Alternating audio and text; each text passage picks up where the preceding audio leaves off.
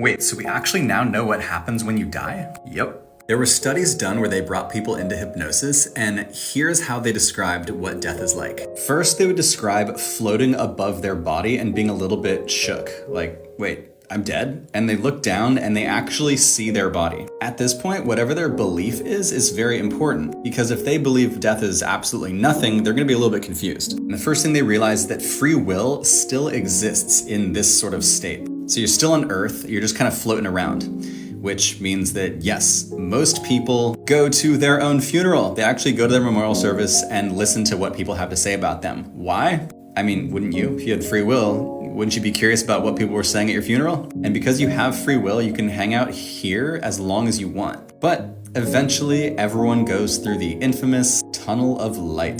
The Tunnel of Light is described as a portal, almost like a highway into another dimension. And this other place that they go is described as the spirit realm. And this is where souls go after they pass away. A heavenly-like place, much better than Earth. And in fact, it's described as much more real than Earth. And the very first thing people do when they get there, party. They have this big old celebration with all their soul family, all these souls they've known for many lifetimes. They describe it as the most incredible experience they've ever had. In fact, while they're describing this experience, usually during hypnosis, they are literally crying. They're like, finally, I'm home. But on a side note, check out that spirit realm jean dress.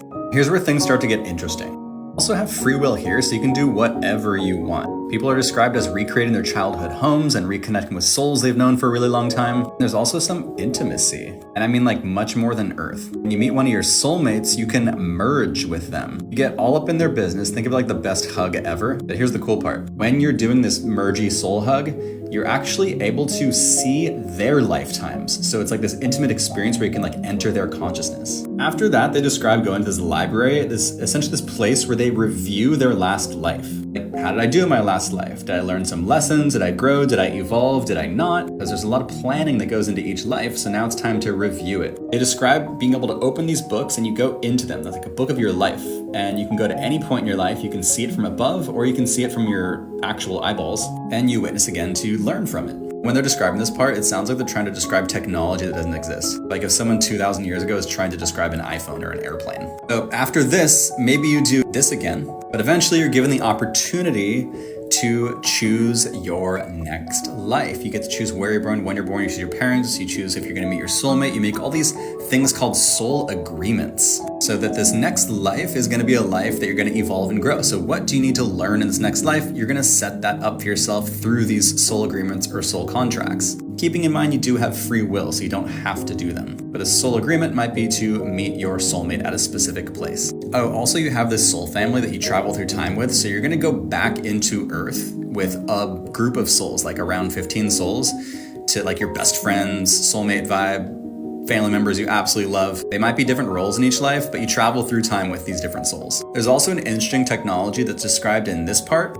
which is where you can look into a potential future life. Like you have multiple options, like those parents, they're about to have a kid, and you can project yourself and kind of see what that life most likely will be like. Granted, the future hasn't been written yet, so it's like kind of an estimation. And when they do that, they usually say that, yeah, they then choose it based on that. And once they choose the life, guess what happens?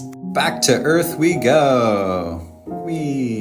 That is if you chose Earth as the planet you want to be born on. At this point, they describe actually there's a process where the soul merges with the body of the baby. There's like a two become one sort of merging thing that then, of course, when you die, it unmerges. But yeah, I thought this whole process was pretty interesting, pretty cool. So all of this was described by people under hypnosis called past life regression hypnotherapy, essentially where you bring someone into a past life using hypnosis. And when they describe how they died in that past life, this is what they say. It doesn't matter what they believe in waking world, they talk about it in this exact same way. And this didn't just happen once, like we're talking thousands and thousands and thousands of times. The Newton Institute alone did 70,000 studies on this. Everyone continuously describes this spirit realm after this human experience. If you have any questions, I would absolutely love to answer your questions. Drop them in the chat. This whole subject is one of the most interesting things that I've stumbled upon. And I've been working with some of the top past life regressionists on this planet to essentially create